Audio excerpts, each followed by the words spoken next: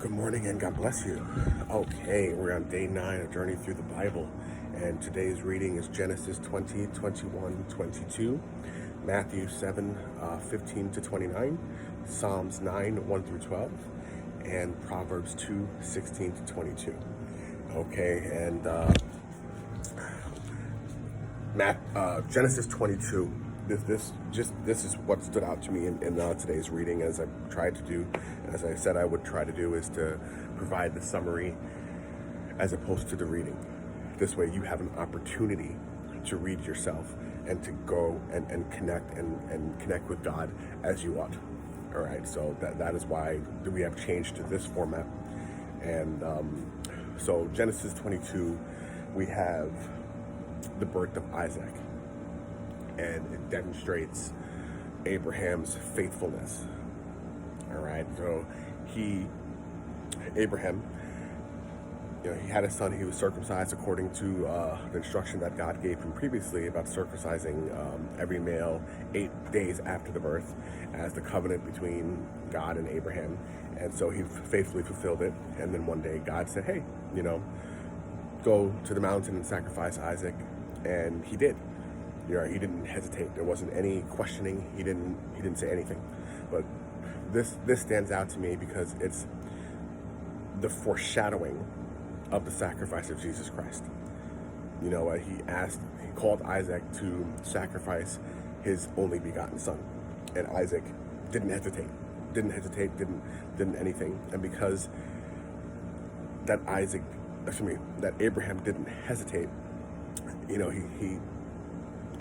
he was literally about to slay him. He had him on the pyre built for the sacrifice. He had him bound and laid on top of it. He even grabbed a knife and raised it to strike down. And then God said, no, I see that you fear me more, and stop. And then when he did that, a ram appeared, and Abraham offered the ram instead of his son. But that was a foreshadowing of the sacrifice of Jesus Christ, his only begotten son. And that's why that particular reading today stuck with me, because it's just powerful. The faith that Abraham had, the lack of hesitation. This is his only begotten son. Like, this is his son.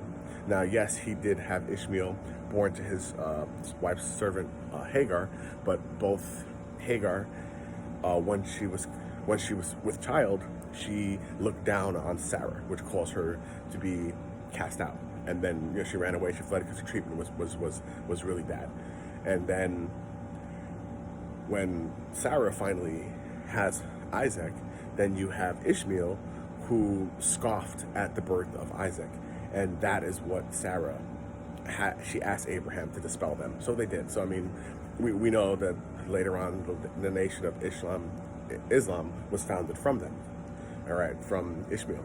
All right, so, not saying anything like that, because God blessed him greatly and he promised him he was going to build a nation unto his name as well. But that wasn't where he was going with the chosen one, which was, through Isaac, all the way down from Abraham to Jesus. All right, so it was just, whoa, that chapter really spoke to me. And then we have Matthew.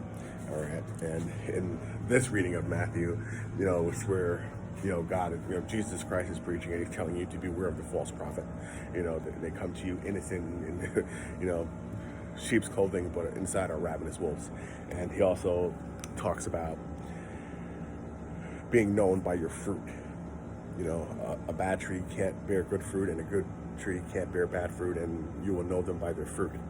All right, and don't be confused about material possession, but the fruits of the Spirit, the patience, the generosity, the humility, reverence to God. There are others, and we'll catch that, and we'll get to that, and we'll go over that when we get to those readings. But that's what he's talking about. All right, so that was my summary for day 9's reading, and thank God. And all that you do, put God first. Look, man, if you stumble, thank God. All things he can use to benefit those that believe in him. All right, if you haven't stumbled, praise God.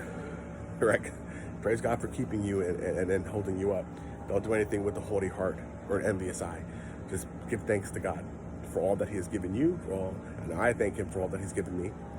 I thank him all the time, and who am I that the Lord of heaven and earth, he takes special interest in me, that's powerful. And that same love and kindness and guidance that, the Father of all, the heaven and the earth has for me, he also has for you. I'm not alone in this. I'm not quote unquote special. You understand? He loves me, he loves you. All right, and just be thankful. Be thankful to God in all that you do. All right, go with God, stay with God.